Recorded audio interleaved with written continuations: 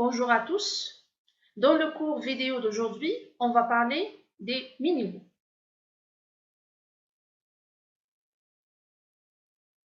Les éléments constitutifs de la lithosphère sont représentés essentiellement par des roches. On définit une roche comme un matériau solide formé d'un assemblage de minéraux comportant parfois des fossiles dans le cas des roches sédimentaires. La roche peut être formée ou constituée de un ou plusieurs minéraux. Nous pouvons citer comme exemple le granit, qui est une roche magmatique plutonique formée de plusieurs minéraux qui sont le quartz, le feldspath potassique, la biotite et le plagioclase. Un minéral, c'est un solide généralement inorganique et naturel qui possède une composition chimique bien définie et une structure atomique ordonnée. Donc, nous avons dit, on peut résumer ça comme suit. Donc, la roche, c'est un solide qui est formé de un ou plusieurs minéraux. Il faut savoir une chose, c'est que les minéraux peuvent être de la même nature comme ils peuvent être de nature différente. Et les minéraux, ou le minéral, c'est un solide qui est inorganique et qui est formé aussi de un ou plusieurs éléments chimiques. Les minéraux possèdent des propriétés physiques et chimiques qui permettent de les identifier et de les distinguer les uns aux autres. Donc, les paramètres physiques sont la couleur, la dureté, l'éclat, la transparence, la densité, la forme cristalline, le clivage et la cassure. Et les paramètres chimiques sont la composition chimique, la solubilité et l'effervescence. On va aborder chaque paramètre à part. On va commencer d'abord par les paramètres physiques et on commence par la couleur. Il existe dans la nature une très grande variété de couleurs. Dans ce cas-là, la couleur, c'est un paramètre d'identification uniquement pour certains minéraux, mais pas pour tous les minéraux. On peut donner comme exemple l'olivine. L'olivine, donc sa couleur, elle est verte. C'est une couleur très caractéristique déjà, d'où vient son nom. Le nom de l'olivine, c'est à cause de la couleur verte, vert d'olive. Et on a, par exemple, le quartz. Le quartz, on peut le trouver dans la nature sous différentes couleurs. Dans ce cas-là, la couleur, elle n'est pas un paramètre identifiant pour le quartz. Deuxième paramètre, c'est la dureté. La dureté, c'est quoi? C'est la résistance du minéral à se laisser rayer. Il y a dans la nature des minéraux qui sont tendres et d'autres qui sont durs. Les minéralogistes ont une échelle relative de dureté. C'est ce qu'on appelle l'échelle de Morse. Cette échelle classe les minéraux dans 10 classes, c'est-à-dire 10 duretés. On part du minéral le moins dur, c'est-à-dire le plus tendre, c'est le talc, avec une dureté de 1. Jusqu'à le minéral le plus dur, c'est le diamant, qui a une dureté de 10. Donc, les minéraux très tendres, on a le talc et le gypse, qui sont rayés par l'angle. Ils ont une dureté 1 et 2.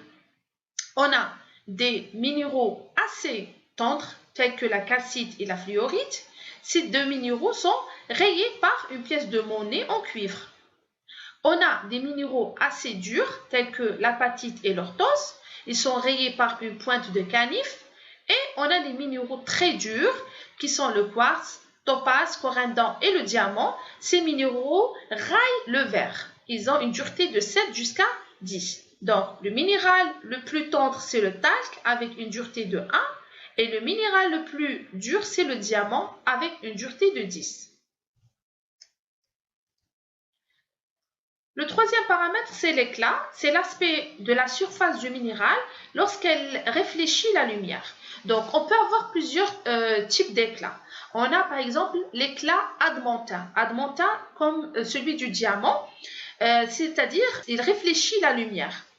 On a aussi l'éclat vitreux, comme le verre. Donc, nous pouvons citer comme exemple l'apatite. On a un éclat terreux, c'est-à-dire qui n'a pas d'éclat, une apparence terreuse. Nous pouvons citer la momorionite.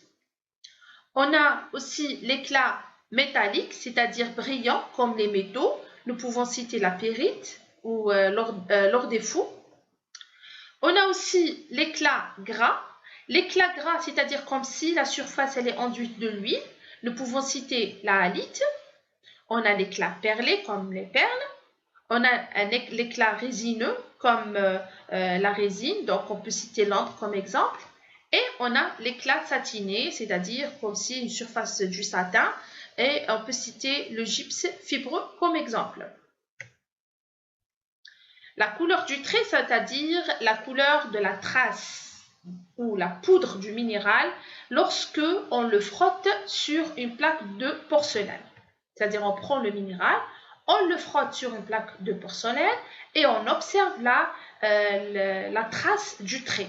Elle peut être de couleurs différentes. On peut avoir des minéraux qui laissent une trace jaune, d'autres noires, d'autres brunes, d'autres marrons, d'autres bleus et d'autres verts.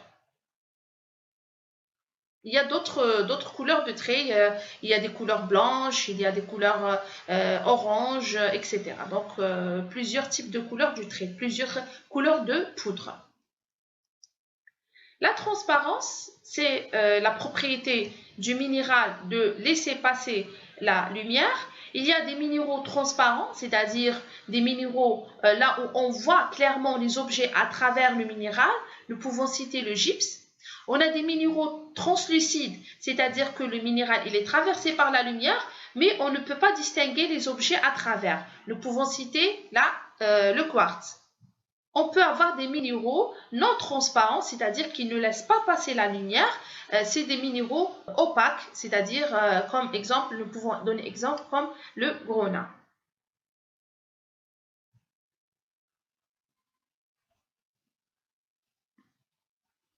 La densité du minéral, c'est le rapport entre son poids et le poids du volume de l'eau qu'il déplace. Nous pouvons avoir des minéraux légers, tels que le quartz, avec une densité de 2,65, des minéraux denses, comme la barytine, avec une densité de 4,5, et des minéraux très denses, tels que la galène, avec une densité de 7,5. La plupart des minéraux possèdent une densité comprise entre 2 et 4, c'est-à-dire une moyenne densité.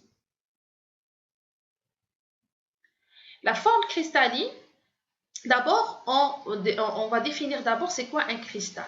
Un cristal, c'est un corps solide qui est caractérisé par une forme polyédrique. Il est plus ou moins brillant, une structure régulière et formé d'un assemblage ordonné d'atomes ou de molécules ou d'ions. Un système cristallin, c'est quoi? C'est le classement des cristaux, c'est-à-dire l'arrangement des atomes dans les cristals selon un espacement et une symétrie bien définis. Il existe 7 systèmes cristallins et chaque minéral cristallise dans un système donné, c'est-à-dire chaque minéral est caractérisé par son système cristallin. Donc, ces systèmes cristallins, nous avons dit que c'est un classement des cristaux sur la base de leurs éléments de symétrie, c'est-à-dire les plans, les axes et le centre. Nous avons les 7 systèmes cristallins sont le système cubique, le système quadratique, le système orthorhombique, le système monoclinique, le système triclinique, le système rhomboédrique et le système hexagonal. On peut donner comme exemple, le graphite, c'est un minéral qui est constitué d'atomes de carbone uniquement. Ces atomes se présentent sous forme de couches ou de feuillets hexagonaux, donc ils se cristallisent dans le système hexagonal.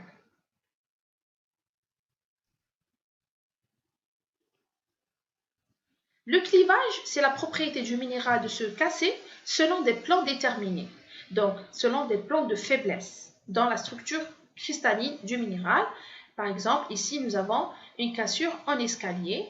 Donc, nous avons ici une cassure en escalier, une cassure prismatique, ici aussi une cassure en escalier. La cassure, par contre, la cassure, c'est pas comme le clivage. La cassure, c'est la propriété du minéral de se casser selon des surfaces irrégulières. Donc, on peut donner comme exemple la cassure concoïdale.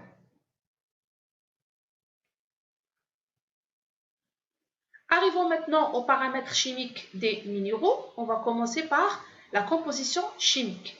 Donc, le minéral peut avoir un seul élément chimique ou plusieurs éléments chimiques, tels que un seul élément chimique, nous pouvons citer le diamant comme exemple, ou bien plusieurs éléments chimiques tels que la chalcopyrite. Donc, il y a des minéraux qui possèdent la même composition chimique. Nous pouvons citer le diamant et le graphite. Le graphite et le diamant sont formés uniquement par des atomes du carbone. Donc, ils ont la même composition chimique. Mais, pour différencier entre ces deux minéraux, on revient à la forme cristalline du minéral. C'est elle qui va nous permettre de faire la différence entre ces deux minéraux et donner la valeur esthétique au minéral. Donc, on a le diamant, il se cristallise dans le système cubique, c'est-à-dire les atomes du carbone sont très serrés entre eux, lui donnant une très grande solidité et rigidité. Par contre, le graphite, les atomes du carbone se présentent sous forme de couches ou de feuillets et le minéral se cristallise dans le système hexagonal, ce qui lui rend très tendre et friable. La solubilité, c'est la propriété du minéral à se dissoudre dans l'eau ou dans un autre liquide. Et enfin, l'effervescence, c'est-à-dire, ici donc, nous avons les minéraux de la classe des carbonates, c'est-à-dire qui contiennent du CaCO3, sont décomposés chimiquement par les acides, tels que l'acide chlorhydrique. Donc, cette réaction chimique dégage des bulles de gaz carbonique, c'est ce qu'on appelle l'effervescence, c'est-à-dire, on prend le minéral et on met des gouttes de HCl, par exemple, et on observe la réaction. S'il y a cette effervescence, c'est-à-dire qu'il dégage des bulles de gaz. Dans ce cas-là, le minéral contient du CaCO3.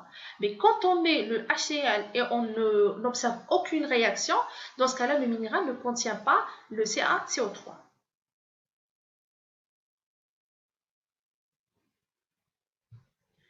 La majorité des minéraux constituant la croûte terrestre sont composés de 8 éléments chimiques qui sont l'oxygène, le silicium, l'aluminium, le fer, le calcium, le sodium, le potassium et le magnésium.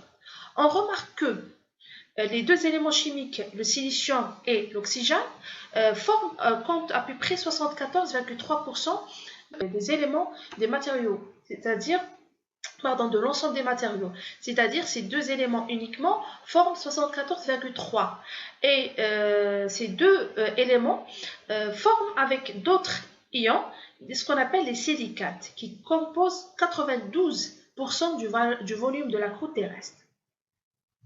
Il existe deux grandes familles des minéraux, c'est la famille des silicatés, les minéraux silicatés, c'est-à-dire la combinaison des ions du silicium et d'oxygène avec d'autres métaux, et la famille des non-silicatés, donc il y a les minéraux oxydés, les sulfures, les sulfates, les phosphates, les carbonates, les halogénures et les éléments natifs.